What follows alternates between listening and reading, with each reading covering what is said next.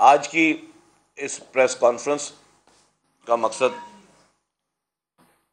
जो भी पिछले चंद दिनों में जो इवेंट्स हैं उस पर कुछ बातचीत करनी है, और ख़ास तौर पर जो कल 15वीं बरसी थी यौम शहादत मोहतरमा बेनज़ीर भुट्टो साहिबा की।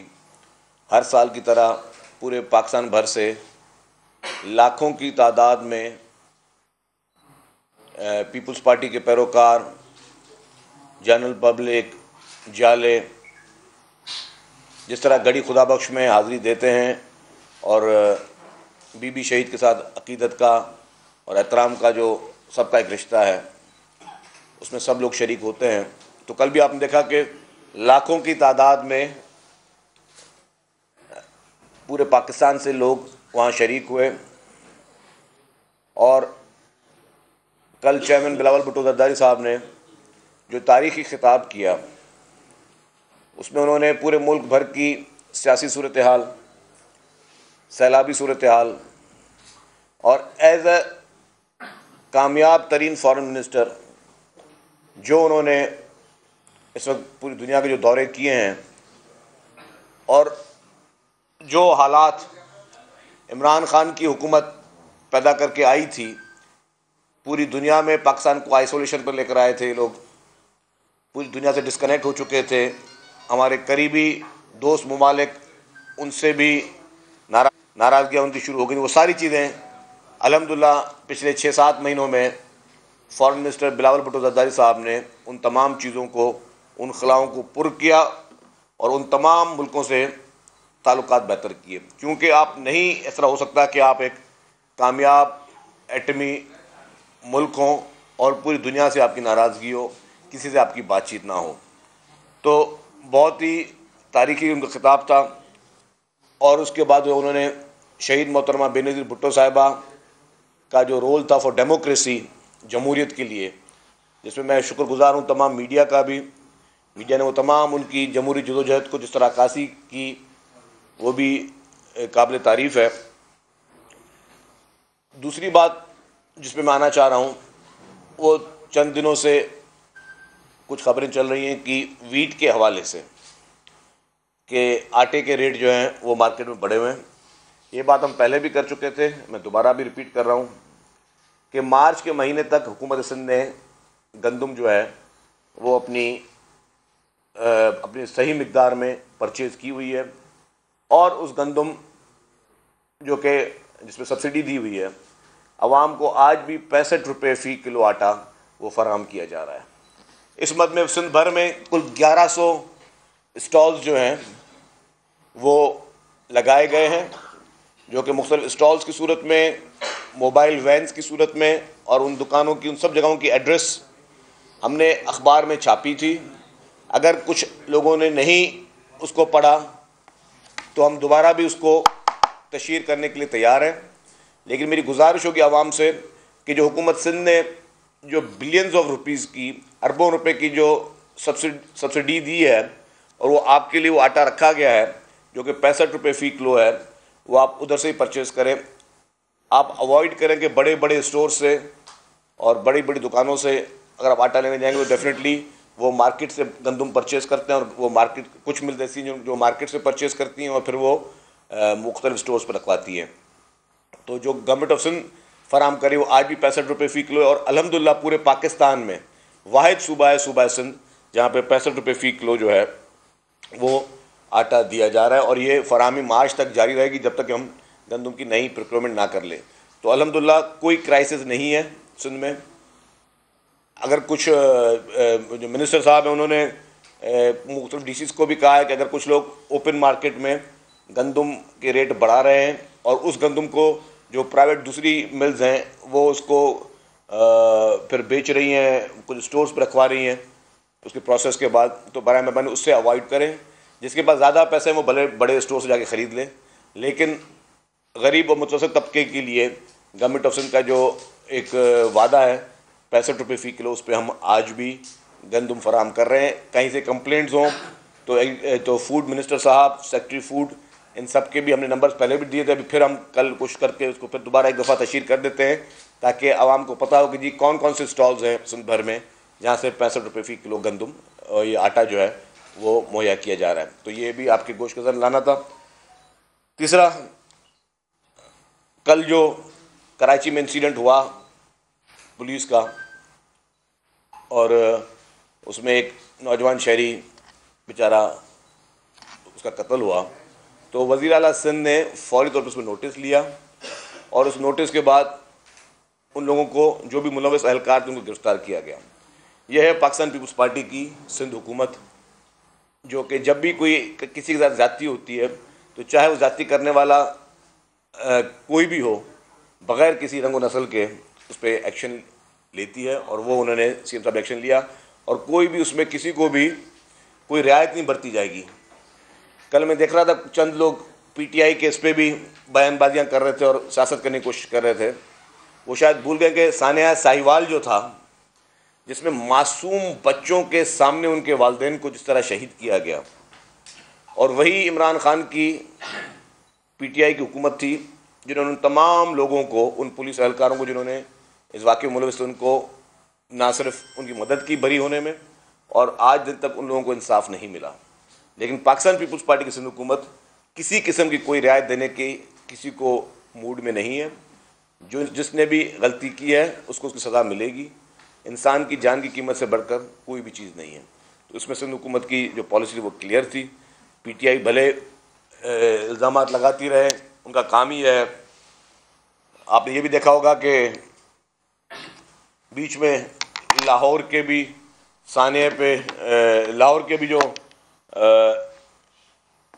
चीफ मिनिस्टर को नो कॉन्फिडेंस का जो था सिलसिला, उसमें पीटीआई ने गलत इल्ज़ामात लगाए पीपल्स पार्टी की लीडरशिप पर, पीपल्स पार्टी के वज़रा पर। हालांकि किसी के पास कोई सबूत नहीं था, ना ही ये नो कॉन्फिडेंस की मूव थी, लेकिन उसके बावजूद जो है वो जो पीटीआई का पुराना वतीरा है वो पीटीआई ने वो किया। हालांकि ख़रीद व फ़रोख्त मेंबरान की इसकी शुरुआत हमेशा इमरान खान और पीटीआई ने की है। अगर आपको याद भी होगा कि इमरान खान साहब की एक ऑडियो लीक आई थी जिसमें वो कह रहे थे कि जी हमने 5 मेंबर ख़रीदे हैं। अगर आपको याद नहीं तो मैं सुनवा भी देता हूँ आपको कि खान साहब क्या फरमा रहे थे उसमें।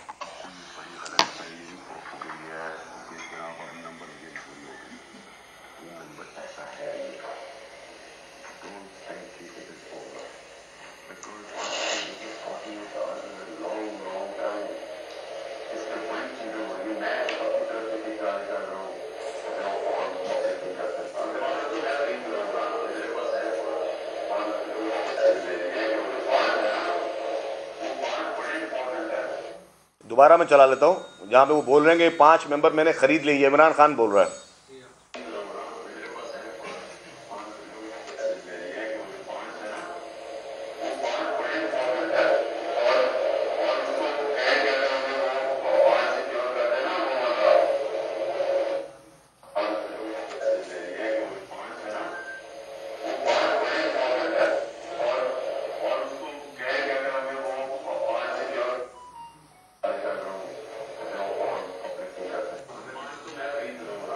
पाँच तो मैं खरीद रहा हूँ ना, सुन लीजिए। तो ये खरीदो फरोख्त मेंबरान की, ये इमरान खान का वतीरा है। हॉर्स ट्रेडिंग इमरान खान का वतीरा है। जिस तरह ये शख्स जाली तरीके से इक़्तिदार में आया, जिस तरह ये शख्स जाली तरीके से लोगों की गोद में बैठ कर इक़्तिदार में आया। और फिर मैं दोबारा रिपीट करूँगा हज़रत अली का कौल कि जिस पे एहसान करो उसके शर से डरो। यही इमरान खान, आपको याद होगा कि जिसको अपना डैडी समझता था, जो डैडी इसको लेकर आया, जिस डैडी ने इसको गोद में बिठा के इक़्तिदार की कुर्सी पे बिठाया, आज रोज़ाना अपने उसी डैडी को जो है वो बुरा भला बोल रहा है। ये वही इमरान खान है जिसने इसको जहाज़ की टिकटें लेके दी, जिसने इसके मेंबरान जहाज़ में ख़रीदो फ़रोख्त की, जिसने इसके घर के बिजली के बिल भरते थे, इसके घर का खाना भी जो है, जो इसके एटीएम देते थे, उनके ख़िलाफ़ इसने क्या किया। तो ये एक एहसान फरामोश शख्स है इमरान खान। ये वो शख्स है जो इस वक्त इस मुल्क के लिए एक नासूर का किरदार अदा कर रहा है। मुल्क की मईशत आज एक बुरे हाल में है, उसको मानते हैं, एक प्रेशर में है, लेकिन ये रिकवर हो सकती है।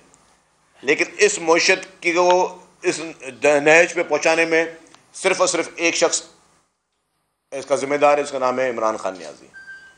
क्योंकि इसने अपनी ना ही कोई तैयारी थी, और अब वो मानता भी अपने इंटरव्यूज़ में कि जी हमें तो तैयारी थी नहीं। अगर जिस एक अनाड़ी शख्स को तैयारी नहीं थी तो उसको अपने मुल्क का 3.5 साल वज़ीर-ए-आज़म बना दिया, पूरे मुल्क को दाव पे लगा दिया इस जैसे नाअहल और जाहिल शख्स को बिठाकर वहाँ पे। और उस नाअहल और जाहिल शख्स ने जिस तरह रोज़ाना की बुनियाद पर, आपने देखे होंगे कि कभी स्टेट बैंक के गवर्नर्स चेंज हो रहे थे, कभी फाइनेंस मिनिस्टर्स चेंज हो रहे थे, कभी पूरी फाइनेंशियल टीम्स चेंज हो रही थी, कोई तजुर्बा नहीं था। और ख़ुद अपने इंटरव्यू में कहा कि हमसे गलती हो गई कि हम IMF में बहुत लेट गए थे। तो ये सारी चीज़ें जो हैं, एक तजुर्बा तो कर लिया, उस तजुर्बे से आज हुआ क्या कि मुल्क की मईशत इस वक्त किसी प्रेशर पे है, जिसको वापस रिकवरी हम सब की जिम्मेदारी है, हुकूमत की जिम्मेदारी है, हुकूमत वक्त की जिम्मेदारी है, तमाम लोगों की जिम्मेदारी है, कारोबारी शख्सियात की जिम्मेदारी है, हम सबको जिम्मेदारी है कि अपने इस मुल्क की मईशत के लिए और उसको बचाने के लिए हम हर उस इक़दाम वो करें जो कि हमारे लिए बेहतर है। लेकिन इसका जिम्मेदार जो शख्स था वो वही था इमरान खान नियाज़ी, जो ज़बरदस्ती घुस बैठिया आके इक़्तिदार की कुर्सी पे बैठा। उसका शौक़ पूरा करने के लिए वो सारी चीज़ें दी गई। वही इमरान खान नियाज़ी फरमाता है एहतसाब होना चाहिए, और नैब तो मेरे अंडर थी नहीं, इसी शख्स के अंडर नैब थी। रोज़ाना की बुनियाद पर टॉक शोज़ में इसके मिनिस्टर्स नाम लेते थे, ये फलाना गिरफ्तार होने वाला है, 2 दिन के बाद वो सियासतदान गिरफ्तार हो जाता था। ये खुद तकरीरों में बोलता था जी फलाने के सबूत मेरे पास आ गए, वो गिरफ्तार होने वाला है, 2-4 दिन के बाद वो बंदा भी गिरफ्तार हो जाता था। तो इस शख्स ने नैब को अपनी उंगलियों पर नचाया। इमरान खान ने नैब को पॉलिटिकल विक्टिमाइजेशन के लिए यूज़ किया। इमरान खान ने नैब को अपने ज़ाती मकासद के लिए इस्तेमाल किया, और उस मकासद में इसके साथ साथ एक साबिक जज भी मौजूद थे जो कि चीफ जस्टिस साहब थे, जिन्होंने इमरान खान नियाज़ी की ख्वाहिशों पर मुल्क चलता था। इस पूरे मुल्क में कानून की धज्जियाँ उड़ाई गई थी। मुझे याद है कि इलेक्शन से पहले, 2018 के इलेक्शन से पहले, इमरान खान साहब उम्रे पे जाने का इनको शौक़ था। अच्छी बात है, उम्रा करें। उनके साथ एक दोस्त उनका साथ शामिल था जो साथ जा रहा था, उसका नाम एग्जिट कंट्रोल लिस्ट में था, और फ़ोन पर एग्जिट कंट्रोल लिस्ट से नाम निकल गया जी। वो बंदा एयरपोर्ट पे था और पता नहीं कौन सी गीदड़ संगी थी, केयर टेकर गवर्नमेंट थी, और वो फ़ोन पे 15-20 मिनट में उस शख्स का नाम ECA से निकल गया, वो साथ चला गया। और इस मुल्क में कानून की, आइन की धज्जियाँ जो इमरान खान ने उड़ाई और आज दिन तक उड़ाते जा रहे हैं। 3-4 दिन पहले भी सदर आरिफ अलवी साहब का एक इंटरव्यू है जिसमें उन्होंने कहा कि जी, जिसको इमरान खान आजकल सारा दिन तनकीद का निशाना बनाते हैं जिन साहब को, बोले जी उन्होंने हमारी इलेक्शन में बड़ी मदद की, उन्होंने हमारी इलेक्शन में जो है वो सेनेट में बड़ी मदद की। ये शख्स खुद कहता था कि जी मेरे पास ना सेनेट में नंबर पूरे थे, ना असेंबली में नंबर पूरे होते थे, तो मैं किसी को बोलता था कि जी मेरी मदद करें। तो जो ये सारी जितनी चीज़ें ये बता रहा है, कोट कर रहा है, सारी गैर कानूनी, गैर आइनी चीज़ें, और इमरान खान मान रहा है कि उसने गैर कानूनी, गैर आइनी चीज़ें की हैं। आज जो ये लोगों को कहता है कि जी नैब मेरे बस में नहीं थी, नैब तो मैं कहता हूँ कि नैब इस मुल्क में सिर्फ मुखालफों को निशाना बनाने के लिए इस्तेमाल हुई और इमरान खान के नाजायज़ चीज़ों को जायज़ करने के लिए इस्तेमाल हुई। और मैं इसको प्रूफ के साथ, एविडेंस के साथ किसी भी ग्रेट डिबेट में पेश करने के लिए तैयार हूं, क्योंकि जितने भी मेगा करप्शन स्कैंडल्स थे, जितने भी मेगा करप्शन स्कैंडल्स थे जिसमें BRT, KPK, मल्लम जबा, ये सारी चीज़ें थी, जिसमें उनकी अपनी रिपोर्ट टीम, मुझे घड़ी घड़ी दोहराऊंगा, मुझे पता है कि ये बात मैं पहले कर चुका हूं, लेकिन 7 अरब रुपए के kickbacks chief minister inspection team Khyber Pakhtunkhwa की रिपोर्ट थी। पेशावर हाई कोर्ट ने जजमेंट दी कि जी इसके ऊपर मुकदमा करे FIA और नैब, और फिर सुप्रीम कोर्ट से किसने इसको बचाया। और मैं कहता हूं अब वो सारे प्रेशर्स नहीं हैं। अब अगर मुल्क आइन और कानून के दायरे में चलेगा तो जो भी इसको, जिस तरीके से इसको बचाया गया, वो सारे मुकदमा सामने आने चाहिए। इमरान खान, उसकी खैबर पख्तूनख्वा की हुकूमत, ये सारे के सारे जेलों में नजर आएंगे आपको। जो कैबिनेट में बैठ के इमरान खान ने मिस यूज ऑफ अथॉरिटी की है और नैब कवानीन पे बोलते रहे, इमरान खान ने नैब कवानीन तब्दील की है सबसे पहले। और कौन से तब्दील किए कि जी कैबिनेट में जो डिसीजंस हैं उसको इम्यूनिटी हासिल हो नैब से। ये इमरान खान ने किया, किसी और ने नहीं किया। जब इमरान खान 3.5 साल के, उसके आखिरी 5-6 महीने थे, तो उसको पता था कि मैंने सारी गैर कानूनी, गैर आइनी काम किए हैं, तो उन तमाम गैर कानूनी, गैर आइनी चीज़ों को मैं नैब के उस दायरे से बचने के लिए उनको शेल्टर दूं। और शेल्टर क्या दिया उसने? वो तरमीम की इमरान खान ने, जिसमें उसका जाती बचाव था, क्योंकि उसमें जितने बड़े स्कैम्स थे, चाहे वो चीनी की इंपोर्ट एक्सपोर्ट हो, चाहे वो गंदम की इंपोर्ट एक्सपोर्ट हो, चाहे खाद यूरिया, जितने भी इन्होंने कंबाइंड कॉर्पोरेट क्रिमिनल जिसे कहते हैं ना, ये बड़े बड़े फ्रॉड और ये करप्शन के काम किए, उस सब में अपने उसने क्या किया? कैबिनेट को इस्तेमाल किया और फिर कैबिनेट से वो ब्लैंकेट अप्रूवल लेने के लिए उसने नैब में वो तरमीम की, जिसमें इसको, इसकी ज़ात को, इसके उन चंद वज़रा को जो कि साथ इसके करप्शन में मुलविस थे, उनको ये एक शेल्टर हासिल हो। तो ये सारे काम इमरान खान ने किए हैं, जो कि अब ये काम जो हैं वो अब वो चीज़ें उनको कानून के दायरे में लाना लाजमी है। इमरान खान को इस तरह बचाया नहीं जा सकता।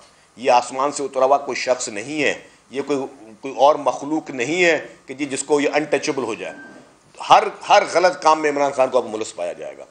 मैं कहता हूँ कि पूरे पाकिस्तान में कोई एक जमात नहीं है जिसने इसराइल से या भारत से चंदे लिए हों अपने मुल्क में सियासत के लिए, अपने मुल्क में सोशल मीडिया चलाने के लिए।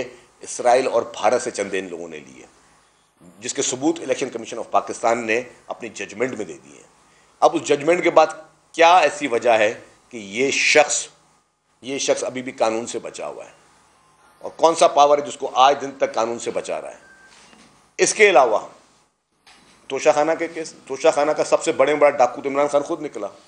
वो घड़ी चोरी की चीज़ें मैं 10 दफ़ा कह चुका हूँ, लेकिन ये घड़ी चोर शख्स को, जो कहता कि मैं ईमानदार आदमी हूँ, दानतदार आदमी हूँ, उसने घड़ी तक नहीं छोड़ी, उसने कालीन तक नहीं छोड़े, उसने ज्वेलरी तक नहीं छोड़ी। वो किससे छुपे हुए हैं? और वो जो इनकी गोगी साहिबा थी, ले आए वापस उसको पाकिस्तान में। आज भी गोगी साहिबा मुल्क से फ़रार है क्योंकि वो इनकी लाडली है। और गोगी किसकी फ्रंट मैन थी? सबको, फ्रंट पर्सन थी, सबको पता है कि उस वक्त की फर्स्ट लेडी की फ्रंट पर्सन थी। जिस तरह पंजाब के कारोबार चलते थे, आज भी कहते हैं कि गोगी की वहाँ से पर्ची आती है, पैसे दुबई ट्रांसफ़र होते हैं और उन पर्चियों से जो है सारा काम चल रहा है। और सबसे बड़ी बात है जो सैलाब मुतासरीन की बात है, सैलाब मुतासरीन की जो चंदे के पैसे हैं जो उसके अकाउंट में फौरी तौर पर फेडरल गवर्नमेंट को चाहिए उस अकाउंट को सीज़ करे और वो पैसे जब्त करके सैलाब मुतासरीन के जो प्राइम मिनिस्टर का फंड है उसमें डाले जाएँ, ताकि उन सारे पैसों से जो है उन गरीब मिस्किन जो लोग इस वक्त मुश्किलात में, उनकी मदद की जा सके। लेकिन सारी चीज़ों के पीछे इमरान खान का क्रिमिनल माइंड शामिल है, इमरान खान की वो क्रिमिनल सोच शामिल है, जिसका मकसद सिर्फ़ और सिर्फ ये है इस मुल्क में अफरा तफरी फैलाना, इस मुल्क में लोगों को गलत राह पे लगाना। इमरान खान तालिबान पे बात कर रहा था 2 दिन पहले, मैं सुन रहा था जी कि खैबर पख्तूनख्वा में जो है वो दहशतगर्दी बढ़ रही है और सब चीज़ें हो रही हैं। इन सारी चीज़ों का बुनियाद डाला वो इमरान खान ने खुद ने बैठ कर डाला है। आपको याद होगा जब सानिया APS हुआ था, सानिया APS में खैबर पख्तूनख्वा में किसकी हुकूमत थी? PTI की हुकूमत थी। दहशतगर्द आए, दहशतगर्दों ने वहाँ पे मासूम बच्चों को निशाना बनाया और दहशतगर्द निकल कर चले गए खैबर पख्तूनख्वा से। तो PTI की हुकूमत क्या कर रही थी? PTI की वहाँ पे जो पुलिस उनकी हुकूमत में क्या कर रही थी? इसके अलावा एक और बड़ा वाक़या हुआ था, मर्दान जेल, बन्नू जेल ब्रेक हुई थी, अगर आपको याद हो। किसकी हुकूमत थी खैबर पख्तूनख्वा में? PTI की हुकूमत थी। और बन्नू जेल वाक़या कोई छोटा नहीं था। ये नहीं कि कोई बंदा आके खामोशी से कोई चाबी से ताला तोड़ के चला गया हो। डबल कैबिनों में जुलूस में दहशतगर्द आए, बन्नू जेल ब्रेक की और वहाँ से दहशतगर्द अपने साथ लेकर चले गए। जुलूस की शक्ल में आए, डबल कैबिनों में लेकर आए वो लोग। तो उस वक्त किसकी हुकूमत थी खैबर पख्तूनख्वा में? उस वक्त भी खैबर पख्तूनख्वा में PTI की, इमरान खान की हुकूमत थी। तो ये सारे इन सारी वाक़यात के बाद इमरान खान का कोई हुकूमत करने का कोई जवाब बनता है? इतनी दीना दलेरी से आज तक पाकिस्तान में मुझे कोई एक वाक़या बताएं जो हुआ हो। लेकिन इमरान खान को आपको एक नाहल तरीन शख्स था, नाहल तरीन ऐसे अपने दोस्त यार डाले, किसी को चीफ मिनिस्टर बनाया जो अपने स्कूल में साथ पढ़ता था, किसी को क्या बनाया, और सबसे इसका मकसद क्या था कि सिर्फ माल बटोरना, बस सिर्फ और सिर्फ इसने माल बटोरे, कौम के नौजवान को गुमराह करने की कोशिश की। अपने इदारों के खिलाफ उसने जो मुहिमें चलाया और आज दिन तक चल रही हैं। इसकी सोशल मीडिया की टीमें मुल्क के जितने भी अहम इदारे हैं, वो इदारे जो कि आपके हमारे हिफाजत के ज़ामिन हैं, जो आपके हमारे सरहदों के ज़ामिन हैं, जो कि आपके हमारे लिए वो मुजाहिदीन जो हमारे लिए रोज़ाना लड़ रहे हैं, वो उन दहशतगर्दों से लड़ाई कर रहे हैं, उन इदारों के खिलाफ जो घटिया और घिनौनी मुहिम इमरान खान चला रहा है, मैं समझता हूं कि इन सारी चीज़ों को मद्देनजर रखते हुए जो भी कानून के दायरे में रहकर, कोई गैर आईनी या गैर कानूनी चीज़ में नहीं कर रहा हूं, क्योंकि करप्शन में इमरान खान मुलविस, इदारों को मुतनाज़ा बनाने में इमरान खान मुलविस, सुप्रीम कोर्ट को मुतनाज़ा बनाने में इमरान खान मुलविस, हमारे इलेक्शन कमीशन को मुतनाज़ा बनाने में इमरान खान मुलविस, हमारे अहम कौमी इदारों को मुतनाज़ा बनाने में इमरान खान मुलविस, हर उस गलत काम में इमरान खान मुलविस है जिसमें माजी की मिसालें मौजूद हैं। अगर किसी ने इस तरह की कोशिश की तो उसका कानून किस तरीके से पेश आता है, तो वो कानून की तरफ से पेश आए। ये झूठा मक्कार शख्स है जो शख्स आज दिन तक अपनी कौम को ये नहीं बता सकता कि मेरे 2 बच्चे हैं या 3 बच्चे हैं। वो शख्स सादिक अमीन का सर्टिफिकेट उसको हमारी आला अदालतें देती हैं, वो केसेस भी इनके पेंडिंग है। मतलब किसी की जाती जिंदगी में कभी भी एक लफ्ज बात करने का ना मुझे शौक है और ना ही हमारी पार्टी की कभी पॉलिसी है, लेकिन क्या यह सच नहीं है कि किसी ऐसे शख्स को, पाकिस्तान में सिर्फ एक शख्स को सादिक और अमीन का सर्टिफिकेट दिया है, साकिब निसार साहब ने, सिर्फ एक शख्स को पूरे पाकिस्तान में मिला है सर्टिफिकेट, और वो मिला है इमरान खान न्याजी को। तो उस न्याजी साहब जो अपने बच्चे तक नहीं बता सकता कि मेरे बच्चे कितने हैं, इतना झूठा और मक्कार शख्स है, उस शख्स को आपने सर्टिफिकेट देके आपने अपने कानून के मुंह पे तमाचा मारा है। ये झूठा शख्स, ये फ्रॉडी शख्स, ये 2 नंबर शख्स, इसकी पूरी सियासत 2 नंबरी से भरी हुई है, उस शख्स को हमारे मुल्क में मुसल्लत किया गया। मैं सुन रहा था पीटीआई के कुछ लोगों की, कल कुछ किसी ने मुझे भेजी क्लिप्स कि कह रहे थे कि अगर बीबी जिंदा होती तो ये ना होता, ये ना होता, वो ना होता। मैं कहता हूं अगर बीबी शहीद जिंदा होती तो किसी के बाप की मजाल नहीं थी कि इमरान खान को वज़ीर आज़म को बनाता। अगर बीबी शहीद जिंदा होती तो मुल्क में इस तरह के हालात नहीं होते। बीबी शहीद जिंदा होती तो साकिब निसार की हिम्मत नहीं होती कि किसी को जो है वो सादिक और अमीन का सर्टिफिकेट दे दे। अगर बीबी शहीद जिंदा होती तो इस मुल्क में मईशत के हालात इतने बुरे नहीं होते। अगर बीबी शहीद जिंदा होती तो जमहूरियत की जो है वो हर शख्स जमहूरियत की बात कर रहा होता। जाहिर है, हमें पता है कि हमारी शहीद लीडर ने पाकिस्तान के लिए, जमहूरियत के लिए, अवाम के लिए, ख़वातीन के लिए, मजदूर के लिए, किसान के लिए, हर शोबे के शख्स के लिए उन्होंने अपनी जिदोजहद की। उन्होंने एक प्रोग्राम दिया है, उस पर पूरी कौम चल रही है और उसमें हम लोग, हमारी कोशिश है कि वो प्रोग्राम आगे चलते रहें। लेकिन ये जो शख्स, इसने कोई एक मुझे स्कीम बता दें। ये सिंधी लिबास पहन के कल जो प्रेस कॉन्फ्रेंस में कुछ कर रहे थे गैर सियासी लोग, जो कि काउंसलर की इलेक्शन हार गए और एमएलए बन गए और फिर वफाकी वजीर भी बन गए। बस जो शख्स यहां पे काउंसलर नहीं बन सकता था, वो लोग, वो एमएलए भी बन गए, वफाकी वजीर भी बन गए। वो तो मैं कहता हूं, और जिन्होंने बनाया आज उसको बैठ के रोजाना टीवी पे आप गालियां दे रहे हो। जो आपके माई बाप थे जिन्होंने आपको बनाया, उनको आप रोजाना उनके लिए बुरा भला बोल रहे हो, जिनके आपके ऊपर एहसानात हैं, जिनकी वजह से आपका थोड़ा बहुत एक वो तस्वर बना, आपका थोड़ा बहुत जो है आपका एग्जिस्टेंस बना, जिनकी वजह से आज आप उनको बुरा भला बोल रहे हो, उनके लिए गलत बातें कर रहे हैं। तो ये वो शख्स जो काउंसलर नहीं बन सकते थे, जिनकी हैसियत, सियासी हैसियत 0/0। और मैं किसी के ऊपर नहीं जाता कि किसी के पास क्या है और फ्यूचर क्या है, लेकिन वो शख्स बैठ के हमें ये मिसालें दे रहे हैं और सिंध में बैठ के बातें कर रहे हैं। मुझे बताएं, इमरान खान के 3.5 साल दौर में सिंध में कोई एक स्कीम बता दे जो इमरान खान ने दी हो, कोई बनी हो। एक रात 3.5 साल में इमरान खान को नहीं मिली कि सिंध की धरती में आके कहीं पे एक रात रुक जाए। पूरे पाकिस्तान भर में कोई एक प्रोग्राम मुझे बता दे जो इमरान खान ने दिया हो। क्या किया? जो बेनजीर इनकम सपोर्ट प्रोग्राम था उसके कभी नाम तब्दील कर दिए गए, उसमें उसी के पैसों से कभी एक स्कीम चला रहे हैं, उसी के पैसों से कभी वो सस्ती रोटी चला रहे हैं, कभी नान चला रहे हैं, कभी क्या चला रहे हैं। सिर्फ और सिर्फ वो ऑप्टिक्स के लिए ड्रामेबाजी की इमरान खान ने, सिर्फ ऑप्टिक्स की ड्रामेबाजी। ये शख्स ना सियासत के काबिल है, ये ना ही अच्छा इंसान है, ना ही अच्छा मुसलमान है। जो कि ये वाहिद शख्स है जिसको इसके साथी बोलते हैं सर थोड़ा इस्लामी टच दे दो। मतलब इसका मतलब कि आपके अंदर वो चीज़ नहीं है। अगर मुझे अभी कोई शख्स बोले सर आप थोड़ा जो है वो इस तरह नहीं इस तरह कर दो, उसका मतलब कि मेरे पे वो चीज़ नहीं है, मुझे कोई और आगे समझा रहा है सर थोड़ा इस्लामी टच दे दो, और फिर शुरू हो जाता है माशाल्लाह वो करने के लिए। ये वाहिद शख्स 24 घंटे हाथ में तस्बीह, अच्छी बात तस्बीह, और 24 घंटे झूठ पे झूठ, 24 घंटे झूठ पे झूठ, सिर्फ ये ऑप्टिक्स दिखाने के लिए। इसके स्क्रिप्ट राइटर्स हैं जो शायद इसराइल या भारत में बैठे हुए हैं, वो इसराइल और भारत से इसको जो है वो फीडिंग देते हैं कि अभी ये कर रहे हैं, अभी इस इदारे को कंट्रोवर्शियल बनाना है, अभी ये नया टॉपिक शुरू कर देना है, पूरी कौम की को उस बत्ती के पीछे लगा देना है कि पूरी कौम जो है वो सारे काम छोड़ के बस ये काम शुरू कर दे कि जी इमरान खान ने आज इस टॉपिक पर बात की तो सारे टीवी स्क्रीन पर उस पर बहस शुरू हो जानी चाहिए। कभी इसने बोला कि जी मैं असेंबलियाँ तोड़ रहा हूँ। इससे बड़ा झूठा शख्स क्या हो सकता है, मैं बताओ। किसने मना किया इसको खैबर पख्तूनख्वा की असेंबली तोड़ने के लिए? किसने मना किया? कौन सी मजबूरी है हिम्मत, है इंसानियत? अगर कोई इंसान की कोई हया शर्म होती है, कोई जबान है, तो तोड़ो आज खैबर पख्तूनख्वा की असेंबली। तुम्हें किसने मना किया? क्या मैं अब उसकी वजह क्या है मैं आपको बताता हूँ। महमूद खान ने उसको बोला भाई हम किस्मती से हमें ये हुकूमतें मिली हैं और जिन्होंने हुकूमतें दी आजकल तुम उनको ही बुरा भला बोल रहे हो, तो ये हुकूमत टाइम अपना पूरा करेगी। महमूद खान खुद इसके कहने पे नहीं है, इसके लेफ्ट राइट वाले जो हैं वो कहते हैं, जिनके साथ बैठा के प्रेस कॉन्फ्रेंस कर रहे थे वो देख रहे थे, बोले किस जाहिल शख्स के साथ हम बैठे हुए हैं। तो तोड़े ना खैबर पख्तूनख्वा की हुकूमत। मैं चैलेंज करता हूं, तोड़े ना खैबर पख्तूनख्वा की हुकूमत।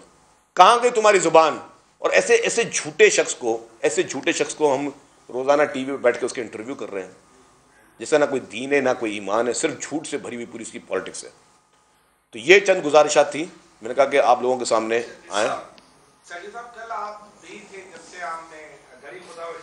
वहाँ पाकिस्तान के वजीर खारजा और पाकिस्तान पीपल्स पार्टी के चेयरमैन बिलावल भुट्टो जरदारी ने अपनी तकरीर में एक बात की, वो ये की कि मैं नहीं चाहता, लेकिन अल्लाह न करे कि खातून अवल जो है वो जेल के चक्कर काटती हो, और जो है वो यानी इशारा किया उन्होंने इमरान खान की तरफ कि वो जेल के अंदर हो।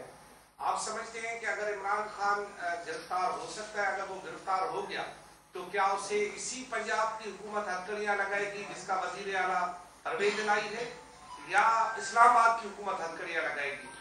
देखिए जी, कोई भी ऐसा काम नहीं है कि इमरान खान को गिरफ्तार नहीं किया जा सकता। इमरान खान के सारे cases open and shut cases, जब इलेक्शन कमीशन की जजमेंट्स आ चुकी हैं कि एक शख्स ने भारत और इसराइल से फंडिंग भी ली है, 7-8 फॉरेन अकाउंट्स अपने जो उन्होंने वो छुपाए हैं, वो भी सामने चीज़ आ चुकी है कौम के, जैसे अपने अकाउंट्स भी छुपाए हैं। ये भी कौम के सामने हकीकतें आ चुकी हैं कि इसने घड़ी चोरियां की हैं। वही तोशाखाना पे बाकी लोगों पे नैब के केसेस बन सकते हैं, लेकिन इमरान खान पे नहीं बन सकता। अंडर वैल्यू भी इसने किए, झूठ भी बोले और बोला जी मैंने इस्लामाबाद में किसी को घड़ी बेची। वो इस्लामाबाद वाले ने बोल दिया जी कि मुझे तो पता ही नहीं है इस चोर का, इसने मुझे घड़ी बेची ही नहीं है, मेरी जाली रसीदें बेच के वो चल रहा। अभी मुल्क का वज़ीर आज़म का दुकानों की जाली रसीदें बनाकर चलता हो, मतलब ये आप कोई सोच सकता है कि पाकिस्तान का प्राइम मिनिस्टर दुकानों की जाली रसीदें बनाकर वो कौम को बेवकूफ़ बना रहा हो। और दुबई में एक मोअज़्ज़िज़ शख्स ने वो घड़ी ख़रीदी, उसने कहा कि जी मैंने तो इसलिए ख़रीदी कि उसमें खाना काबा की तस्वीर थी। तो जिस शख्स में ये हया शर्म ना हो कि खाना काबा की घड़ी भी बेच दे और इस्लामाबाद की दुकानों की जाली रसीदें बना के, बस किसी ने देख लिया सर ये बोर्ड लगा हुआ है बाहर जिना सुपर की मार्केट में, तो उस पर जो एक रसीद बना दी, ठप्पा लगा दीजिए मैंने उसको भेज दी। मतलब ये कोई इंसानियत है यार? ये तो मतलब ये चोर नहीं, चीटर जैसे नहीं कहते चीटर लोग, ये चीटरों का दिमाग होता है कि ये 2 नंबरी किस्म की चीज़ें करते हैं। मैं वो लैंग्वेज यूज़ करना चाहता, but this is their mentality. Unfortunately इस मेंटेलिटी को वो हमारे कौम पर वो उसको वज़ीर आज़म बना दिया गया। इससे बड़े अफसोस की बात यह है। ये बता दें, इसके हवाले से ये बताइएगा कि आप क्या समझते हैं, क्या ये जो धड़े अगर मिल जाते हैं तो इसमें जो पीपल्स पार्टी इस वक्त कराची के अंदर बलदियाती इंतखाबात में मेयर लाने और इंतखाबात जीतने के दावे कर रही है, तो क्या टफ टाइम दे सकेंगे और ऐसा होता नजर आ रहा है? देखिए अच्छी बात है, कोई भी जोड़ तोड़ हो, हमें किसी से कोई एतराज़ नहीं है। हम तुम के 2 धड़े मिले, 3 धड़े मिले, 4 मिले, 5 मिले, जितने मिले, पॉलिटिकली हम उनका इलेक्शनों में सबका मुकाबला करने के लिए तैयार है और हम लोग हर चीज़ के लिए अच्छी तैयारी अल्हम्दुलिल्लाह।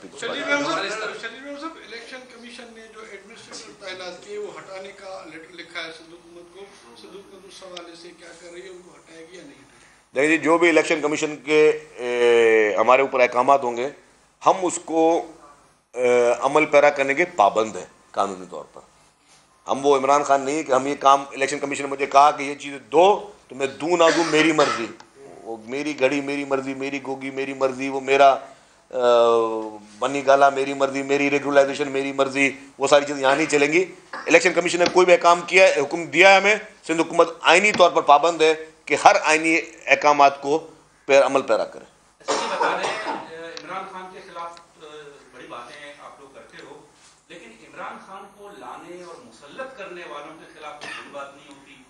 क्या बादशाह, फैज, बाजवा इनके खिलाफ कार्रवाई हो सकती है? उन्होंने अपने आइन की खिलाफ वर्जी की है और जुर्म किया है, और आपको पता है आइन में सरकारी मुलाजिम किस तरह सियासत में मुदाखलत करती है। देखिए जी, मैं समझता हूँ कि ये चीज़ पाकिस्तान में ख़त्म होनी चाहिए, और अब ये क्लियर मैसेज चला गया है कि हमारे तमाम इदारे गैर सियासी हैं और वो किसी पॉलिटिक्स में नहीं इंटरफेयर करेंगे। तो हमें इन चीज़ों को अप्रिशिएट करना चाहिए, और बहुत चैलेंजेस हैं उनके लिए, बड़ी कुर्बानियाँ उन इदारों की, और उन इदारों को जो मेन उनका काम उस पर बिल्कुल पूरी कौम उनके साथ है, जो उनकी मेन असाइनमेंट्स में। और हम समझते हैं कि अगर एक इदारे ने एक चीज़ को क्लियर किया है तो हमें उस स्पिरिट को हमें बेहतर तरीके से रिस्पॉन्ड करना चाहिए। आपके जो सेनेटर थे उन्होंने भी इल्जाम लगाया कि ये जो कुछ इमरान खान की हुकूमत कर रही थी, मौजूदा हुकूमत भी वही पॉलिसियां लेके वही काम कर रही है, कोई उसमें फर्क नहीं है जो इमरान खान की हुकूमत में था और मौजूदा हुकूमत में। कौन सी पॉलिसी की बात कर रहे हो? घड़ी चोरी की? घड़ी चोरी की नहीं, जो पॉलिसियां जो है। देखिए जी, आप मुआशी पॉलिसी बात करें, मुआशी पॉलिसी मुआशी एक्सपर्ट जो है उन्होंने करनी है, और वो मेरे ख्याल से पूरी कोशिश कर रहे हैं, क्योंकि ये मुल्क, इस मुल्क का बकाव हम सब के लिए है। हमें सब ने मिलकर जो है इस मुल्क का बका करना है, इसकी मईशत को भी बेहतर करना है, इसकी सियासी सूरत हाल को बेहतर करना है, उसकी दाखिली सूरत हाल को बेहतर करना है, और हमें अपनी सरहदों को बेहतर करना है। हर सिचुएशन को हम सब का ही फ़र्ज़ है, किसी एक का फ़र्ज़ नहीं, हम सब का फ़र्ज़ है। गवर्नर साहब सर हर चीज पे नोटिस लेते हैं, 48 घंटे का अल्टीमेटम भी दे दिया तमाम SHOs को। सर आईनी तौर पे उनको इख्तियारात हैं कि पुलिस की ट्रांसफर पोस्टिंग कर सकते हैं, अल्टीमेटम दे रहे हैं वो? कि मैं नहीं समझता कि जी कि ये शायद कंट्रोवर्सी है कि गवर्नर साहब ने कोई ट्रांसफर पोस्टिंग की हो।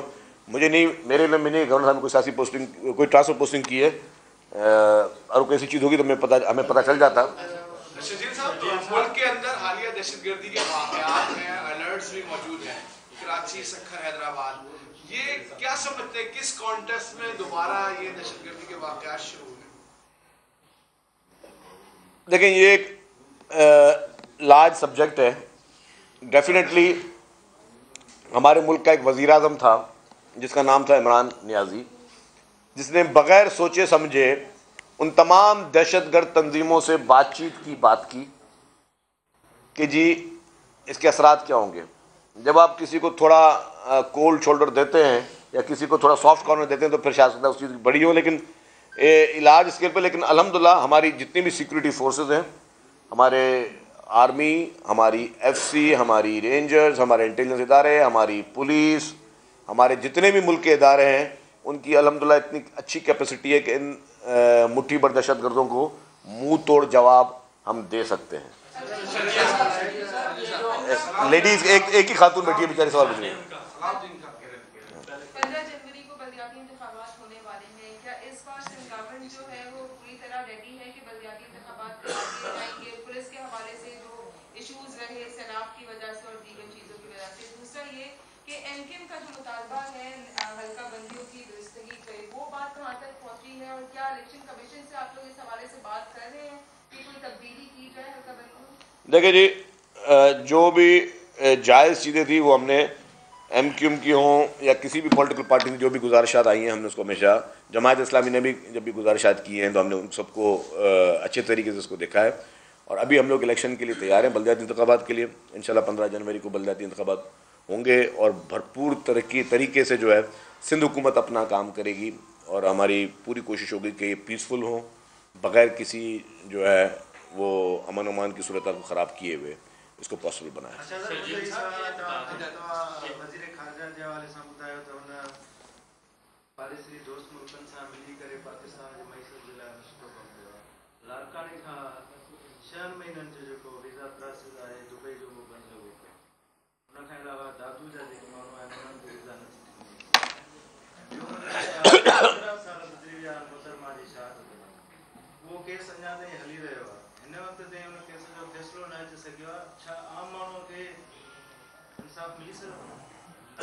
आपका जो पहला सवाल था, ये पाकिस्तान की, मेरे पास किसी ने लिस्ट भेजी है, काफ़ी शहरों में फ़िलहाल वीज़ा को उन्होंने कुछ शहरों पे वीज़ा के लिए इशू बनाया हुआ है। डेफिनेटली फॉरेन डिपार्टमेंट जो है, फॉरेन मिनिस्ट्री इसको वो देख रही है। आप हाँ, तो वही मैंने कहा फॉरेन ऑफिस को देख रही है, जो ये खबर है उस खबर को उस तरह वो कर रहे हैं। जो दूसरी बात है आपकी बीबी शहीद के केस की, बिल्कुल चल रहा है पिंडी कोर्ट में, और उसमें हर हेयरिंग पे जो है पीपल्स पार्टी की तरफ से जो वकील हैं वो जाते हैं, वो वहाँ अपना केस प्लीड करते हैं।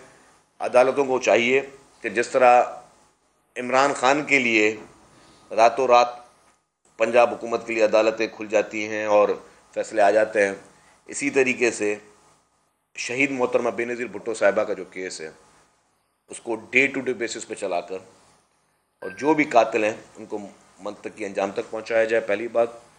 दूसरा, इस मुल्क के आइन का जो खालिक था, इस मुल्क के एटम बम का जो खालिक था शहीद जुल्फ़िकार अली भुट्टो, उनका जो अदालती कत्ल था उसका भी एक रेफरेंस मोहतरम आसिफ अली ज़रदारी साहब जब प्रेसिडेंट ऑफ पाकिस्तान थे उन्होंने सुप्रीम कोर्ट में भेजा था।